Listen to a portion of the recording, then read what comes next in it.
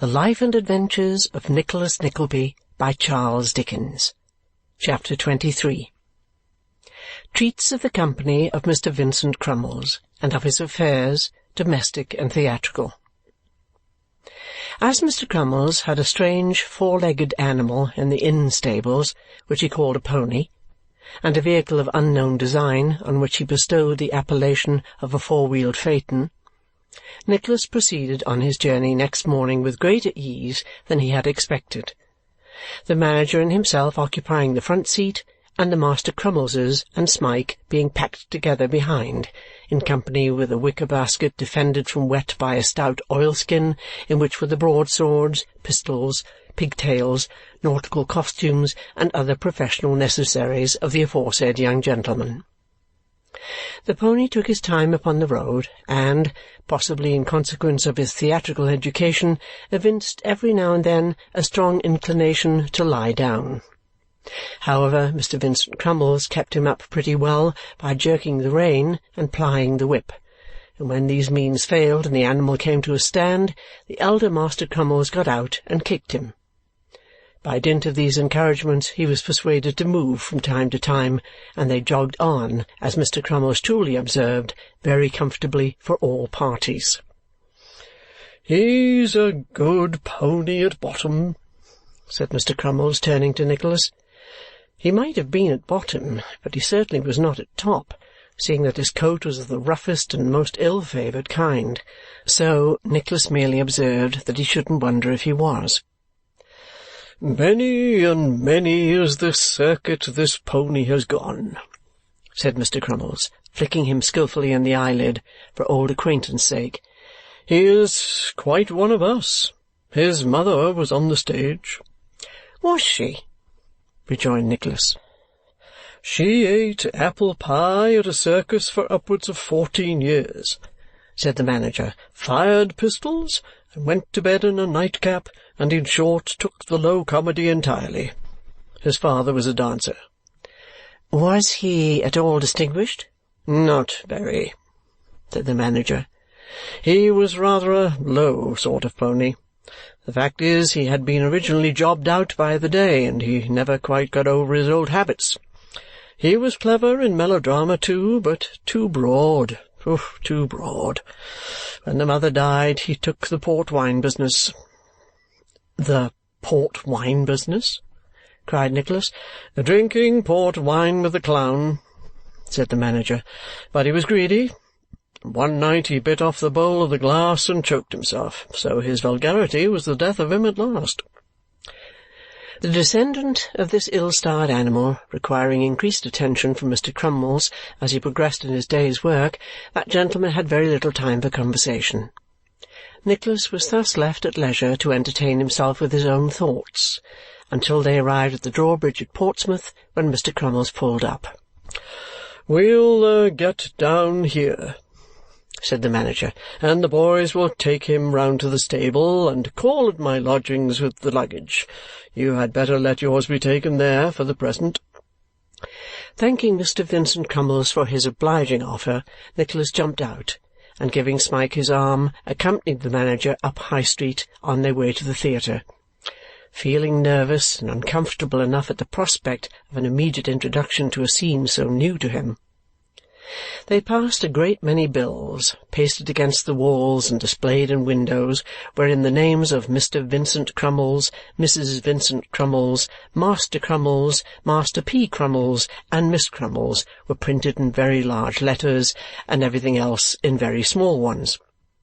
And turning at length into an entry in which was a strong smell of orange peel and lamp oil, with an undercurrent of sawdust, groped their way through a dark passage, and, descending a step or two, threaded a little maze of canvas screens and paint-pots, and emerged upon the stage of the Portsmouth Theatre. "Here we are," said Mr. Crummles. It was not very light, but Nicholas found himself close to the first entrance on the prompt side, among bare walls, dusty scenes, mildewed clouds, heavily daubed draperies, and dirty floors. He looked about him. Ceiling, pit, boxes, gallery, orchestra, fittings, and decorations of every kind, all looked coarse, cold, gloomy, and wretched. "Is this a theatre?" whispered Smike in amazement. "I thought it was a blaze of light and finery." "Why, so it is," replied Nicholas, hardly less surprised. "But not by day, Smike, not by day." The manager's voice recalled him, from a more careful inspection of the building, to the opposite side of the proscenium, where, at a small mahogany table with rickety legs, and of an oblong shape, sat a stout, portly female, apparently between 40 and 50, in a tarnished silk cloak, with her bonnet dangling by the strings in her hand, and her hair, of which she had a great quantity, braided in a large festoon over each temple. "Mr. Johnson," said the manager, for Nicholas had given the name which Newman Noggs had bestowed upon him in his conversation with Mrs. Kenwigs, "let me introduce Mrs. Vincent Crummles." "I am glad to see you, sir," said Mrs. Vincent Crummles in a sepulchral voice. "I am very glad to see you, and still more happy to hail you as a promising member of our corps." The lady shook Nicholas by the hand as she addressed him in these terms. He saw it was a large one, but had not expected quite such an iron grip as that with which she honoured him. "And this," said the lady, crossing to Smike, as tragic actresses cross when they obey a stage direction, "and this is the other. You, too, are welcome, sir." "He'll do, I think, my dear," said the manager, taking a pinch of snuff. "He is admirable," replied the lady. "An acquisition indeed." As Mrs. Vincent Crummles recrossed back to the table, there bounded on to the stage from some mysterious inlet a little girl in a dirty white frock with tucks up to the knees, short trousers, sandalled shoes, white spencer, pink gauze bonnet, green veil, and curl-papers, who turned a pirouette, cut twice in the air, turned another pirouette, then, looking off at the opposite wing, shrieked, bounded forward to within 6 inches of the footlights, and fell into a beautiful attitude of terror as a shabby gentleman in an old pair of buff slippers came in at one powerful slide, and chattering his teeth fiercely brandished a walking-stick. "They are going through the Indian Savage and the Maiden," said Mrs. Crummles. "Oh," said the manager. "Their little ballet interlude. Very good. Go on. A little this way, if you please, Mr. Johnson. Oh, that'll do, that'll do. Now." The manager clapped his hand as a signal to proceed, and the savage, becoming ferocious, made a slide towards the maiden. But the maiden avoided him in 6 twirls and came down, at the end of the last one, upon the very points of her toes. This seemed to make some impression upon the savage, for after a little more ferocity in chasing of the maiden into corners, he began to relent and stroked his face several times with his right thumb and forefingers, thereby intimating that he was struck with admiration of the maiden's beauty. Acting upon the impulse of this passion, he, the savage, began to hit himself severe thumps in the chest and to exhibit other indications of being desperately in love, which, being rather a prosy proceeding, was very likely the cause of the maiden's falling asleep. Whether it was or no, asleep she did fall, sound as a church, on a sloping bank, and the savage, perceiving it, leant his left ear on his left hand and nodded sideways to intimate to all whom it might concern that she was asleep and no shamming.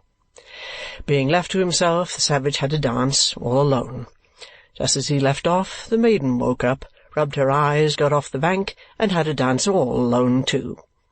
Such a dance that the savage looked on in ecstasy all the while, and when it was done, plucked from a neighbouring tree some botanical curiosity resembling a small pickled cabbage, and offered it to the maiden, who at first wouldn't have it, but on the savage shedding tears, relented. Then the savage jumped for joy. Then the maiden jumped for rapture at the sweet smell of the pickled cabbage.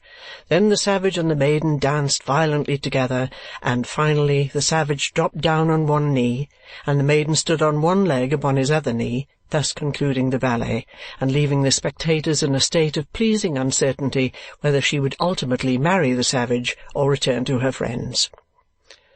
"Very well indeed," said Mr. Crummles. "Bravo!" "Bravo!" cried Nicholas, resolved to make the best of everything. "Beautiful!" "This, sir," said Mr. Vincent Crummles, bringing the maiden forward, "this is the infant phenomenon, Miss Ninetta Crummles." "Your daughter?" inquired Nicholas. "My daughter, my daughter," replied Mr. Vincent Crummles, "the idol of every place we go into, sir. We have had complimentary letters about this girl, sir, from the nobility and gentry of almost every town in England." "I am not surprised at that," said Nicholas. "She must be quite a natural genius." "Quite a—" Mr. Crummles stopped.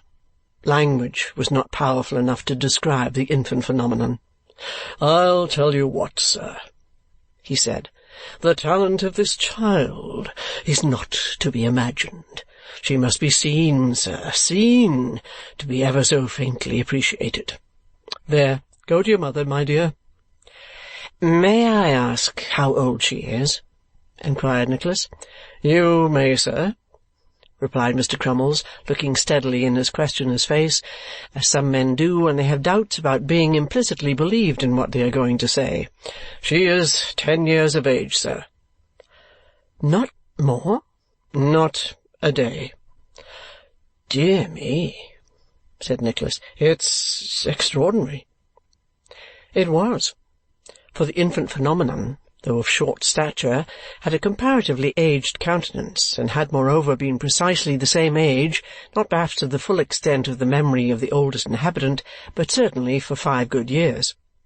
But she had been kept up late every night, and put upon an unlimited allowance of gin and water from infancy, to prevent her growing tall, and perhaps this system of training had produced in the infant phenomenon these additional phenomena.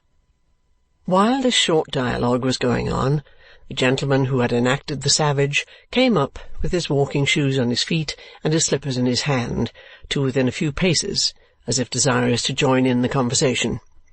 Deeming this a good opportunity, he put in his word. "Talent there, sir?"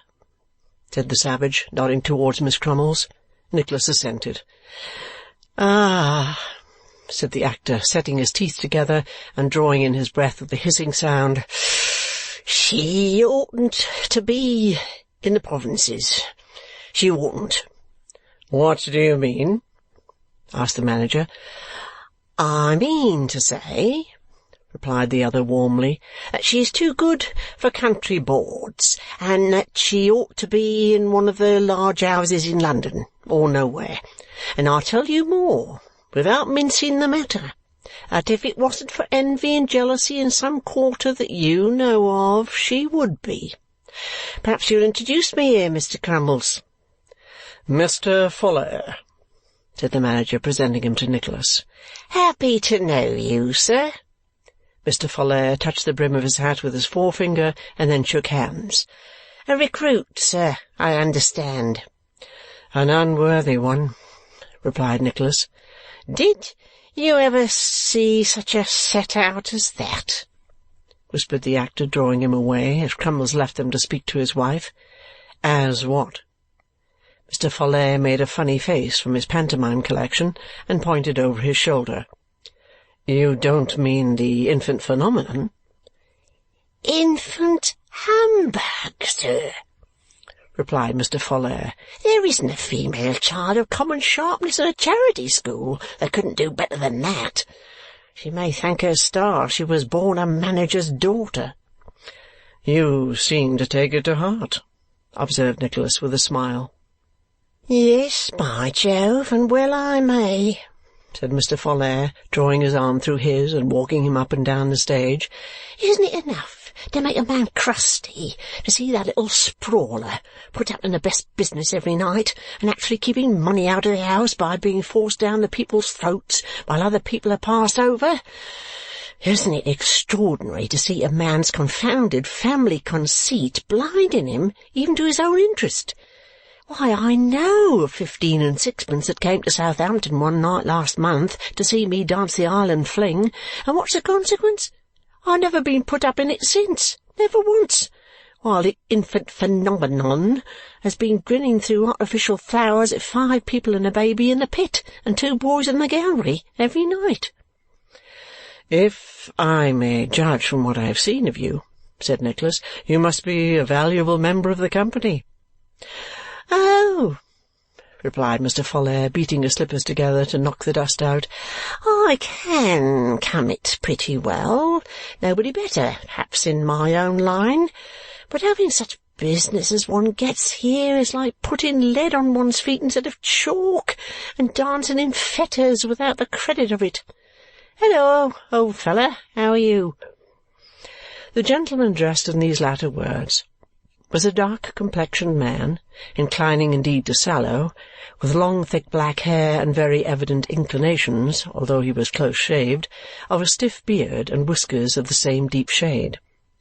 His age did not appear to exceed 30, though many at first sight would have considered him much older, as his face was long and very pale from the constant application of stage paint.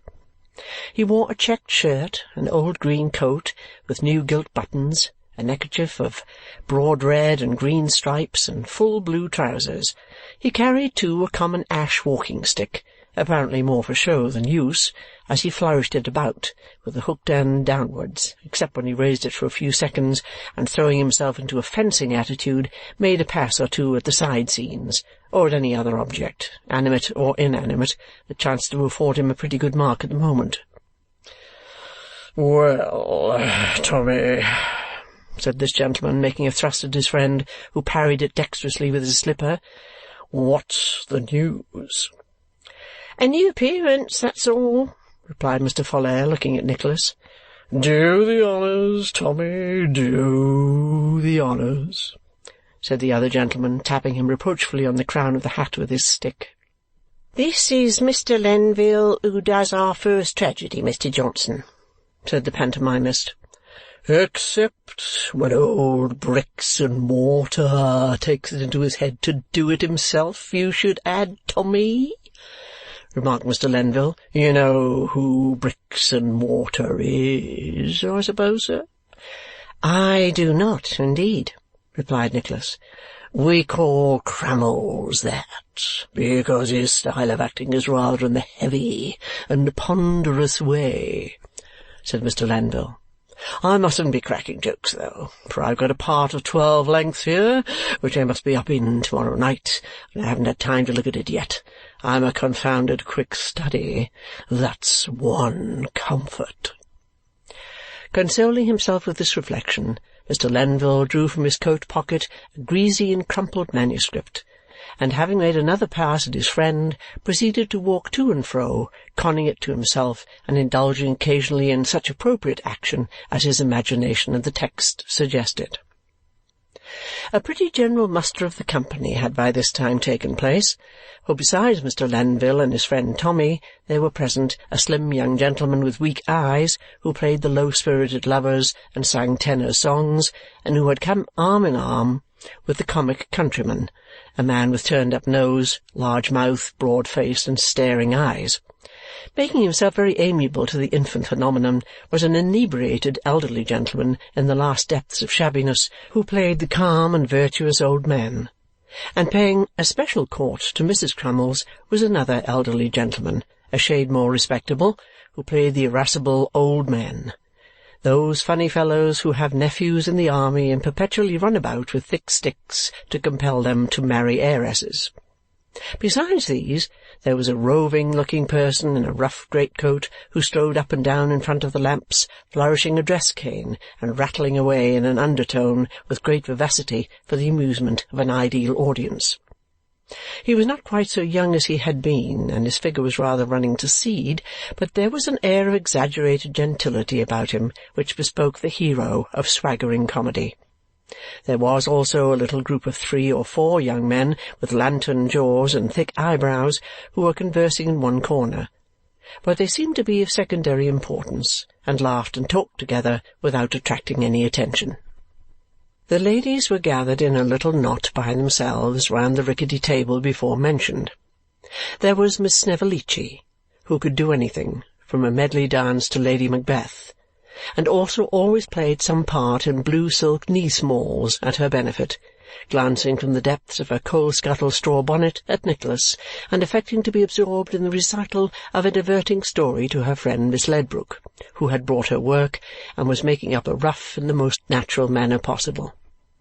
There was Miss Belvawney, who seldom aspired to speaking parts and usually went on as a page in white silk hose to stand with one leg bent and contemplate the audience, or to go in and out after Mr. Crummles in stately tragedy, twisting up the ringlets of the beautiful Miss Bravassa, who had once had her likeness taken in character by an engraver's apprentice, whereof impressions were hung up for sale in the pastry-cook's window, and the greengrocer's, and at the circulating library, and the box-office, whenever the announce-bills came out for her annual night. There was Mrs. Lenville, in a very limp bonnet and veil, decidedly in that way in which she would wish to be if she truly loved Mr. Lenville. There was Miss Gazingi, with an imitation ermine boa tied in a loose knot round her neck, flogging Mr. Crummles junior with both ends in fun. Lastly, there was Mrs. Grudden, in a brown cloth pelisse and a beaver bonnet, who assisted Mrs. Crummles in her domestic affairs, and took money at the doors, and dressed the ladies, and swept the house, and held the prompt book when everybody else was on for the last scene, and acted any kind of part on any emergency without ever learning it, and was put down in the bills under any name or names whatever that occurred to Mr. Crummles as looking well in print.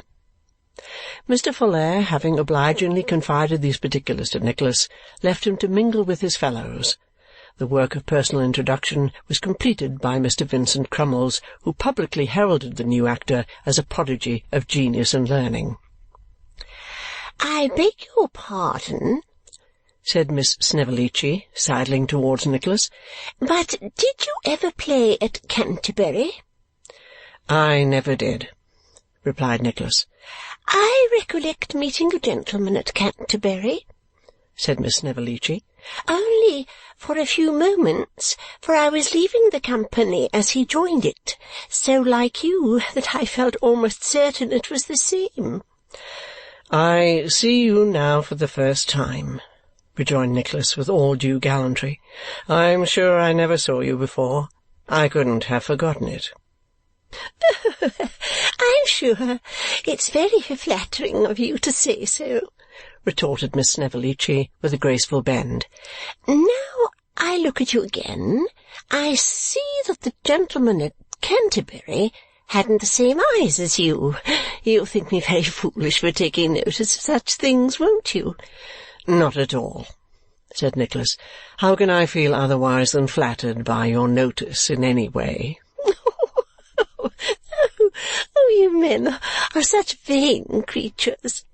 cried Miss Snevellicci, whereupon she became charmingly confused, and, pulling out her pocket-handkerchief from a faded pink silk reticule with a gilt clasp, called to Miss Ledrook. "Led, my dear," said Miss Snevellicci. "Well, what is the matter?" said Miss Ledrook. "It's not the same." "Not the same what?" "Canterbury. Oh, you know what I mean. Oh, come here. I want to speak to you." But Miss Ledrook wouldn't come to Miss Snevellicci, so Miss Snevellicci was obliged to go to Miss Ledrook, which she did in a skipping manner that was quite fascinating. And Miss Ledrook evidently joked Miss Snevellicci about being struck with Nicholas, for after some playful whispering, Miss Snevellicci hit Miss Ledrook very hard in the backs of her hands and retired up in a state of pleasing confusion.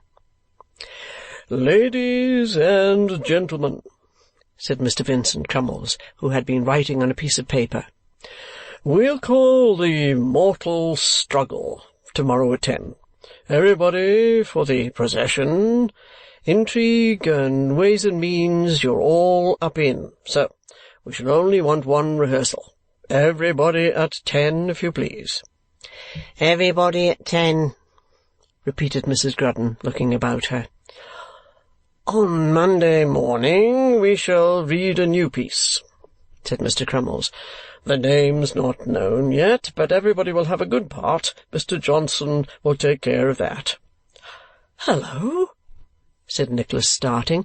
On Monday morning," repeated Mr. Crummles, raising his voice to drown the unfortunate Mr. Johnson's remonstrance. "That'll do, ladies and gentlemen." The ladies and gentlemen required no second notice to quit, and in a few minutes the theatre was deserted, save by the Crummles family, Nicholas and Smike. "Upon my word," said Nicholas, taking the manager aside, "I don't think I can be ready by Monday." "Pooh!" replied Mr. Crummles. "But really I can't," returned Nicholas. "My invention is not accustomed to these demands, or possibly I might produce—" "Invention? What the devil's that got to do with it?" cried the manager hastily. "Everything, my dear sir." "Nothing, my dear sir," retorted the manager with evident impatience. "Do you understand French?" "Perfectly well." "Very good," said the manager, opening the table drawer and giving a roll of paper from it to Nicholas. "There.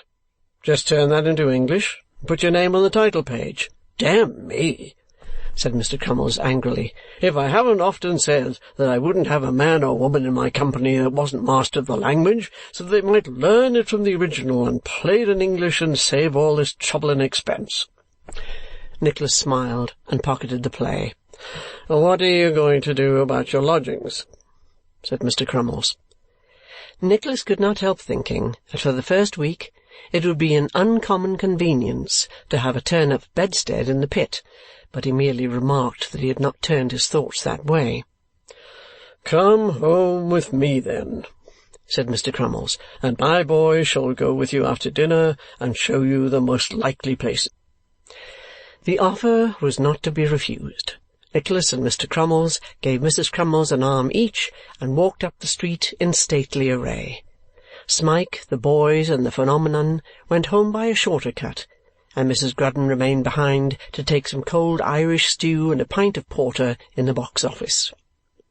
Mrs. Crummles trod the pavement as if she were going to immediate execution, with an animating consciousness of innocence and that heroic fortitude which virtue alone inspires.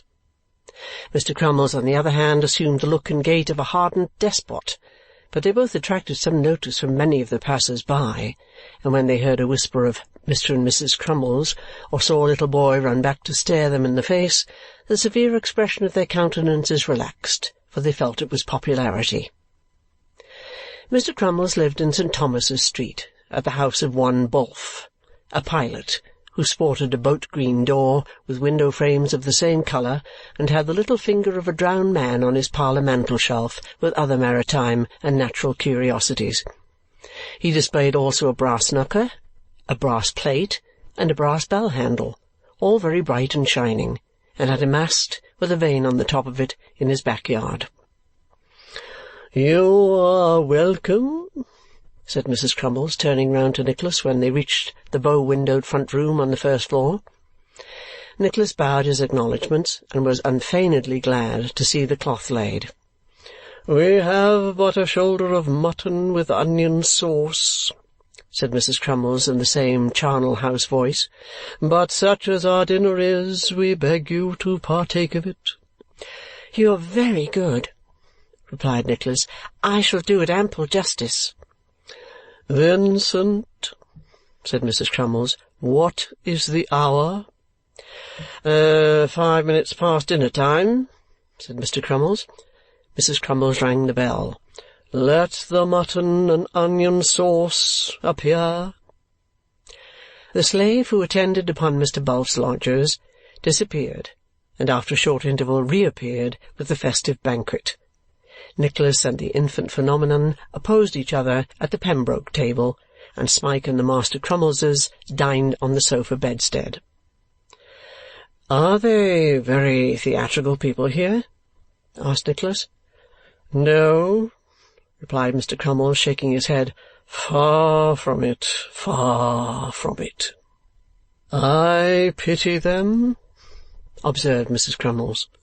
"So do I," said Nicholas, "if they have no relish for theatrical entertainments properly conducted." "Then they have none, sir," rejoined Mr. Crummles. "To the infant's benefit last year, on which occasion she repeated 3 of her most popular characters, and also appeared in the Fairy Porcupine as originally performed by her, there was a house of no more than £4.12. "Is it possible?" cried Nicholas. "And £2 of that was trust, Pa," said the phenomenon.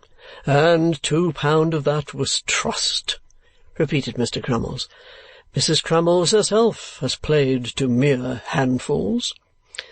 "But they're always a taking audience, Vincent," said the manager's wife. "Most audiences are when they have good acting, real good acting, the regular thing," replied Mr. Crummles forcibly. "Do you give lessons, ma'am?" inquired Nicholas.